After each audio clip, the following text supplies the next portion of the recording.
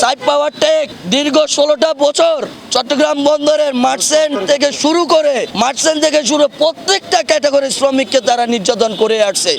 তারা এই বন্দরে থাকার সেই যোগ্যতা রাখে না।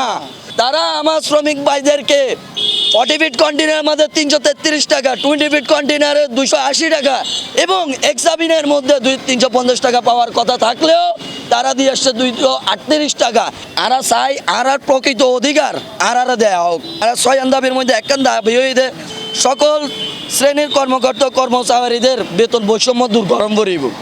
মেনজেটের মধ্যে অজ্ঞ সিস্টেম, সাইফের মধ্যে আরোগ্য সিস্টেম, এই সিস্টেম তন যাইতো না, সব সিস্টেম এখন ভরিব। দ্বিতীয় আরোগ্য দাবি হইয়ে সকল শ্রমিক কর্মচারীদের স্থায়ী গেট পাস দন করিব। আর তৃতীয় অজ্ঞ দাবি হইতে বহির্নগরে অবস্থানরত প্রত্যেক শ্রমিক কর্মচারীদের বন্দরের পরিচয়পত্র প্রদান করণ করিব।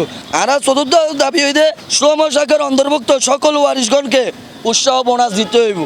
পঞ্চম দাবি বন্দরের বিভিন্ন কোম্পানিতে কর্মরত শ্রমিক কর্মচারীদেরকে দ্রুত সময়ের মধ্যে শ্রম শাখার অন্তর্ভুক্ত করে তালিকা প্রকাশ করতে হবে। এটা আমাদের দীর্ঘদিনের দাবি। 6 নম্বর দাবি দুর্নীতিবাজ প্রতিষ্ঠানগুলোকে চট্টগ্রাম বন্দর থেকে অবিলম্বে বিতাড়িত করতে হবে এবং শ্রমিক বান্ধব কর্মপরিবেশ নিশ্চিত করতে হবে।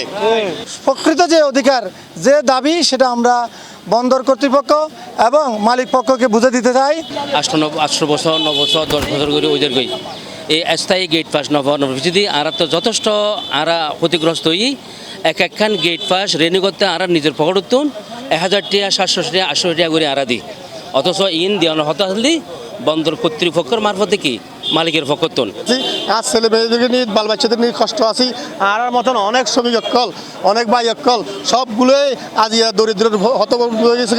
আমাদেরকে এখন চলে যাওয়ার সময় আমার এখন গ্র্যাজুইটি প্রভিডেন্ট ফান্ড পাইতেন না। আমি কিছু না পাইবার কারণে আর তো বহুত লাঞ্ছিত বঞ্চিত। এইগুলো আজকে সরকারের কাছে বন্দর কর্তৃপক্ষের কাছে আর মিনতি বিশেষভাবে শ্রমিকের পক্ষে মিনতি জানাই।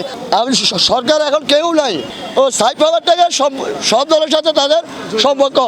দল একটা যখন চলে যায় আরেকটা দলের সে আত্মীয় হয়ে যায়। কোনো দলে তার চাচা, কোনো জায়গায় তার দুলা ভাই, কোনো জায়গায় তার মন্দ ভাই আত্মীয় করলতা দিয়ে তারা সে ব্যবসাতে করে যাচ্ছে। মূলত হলো সব টাকার উপর যাইতেছে।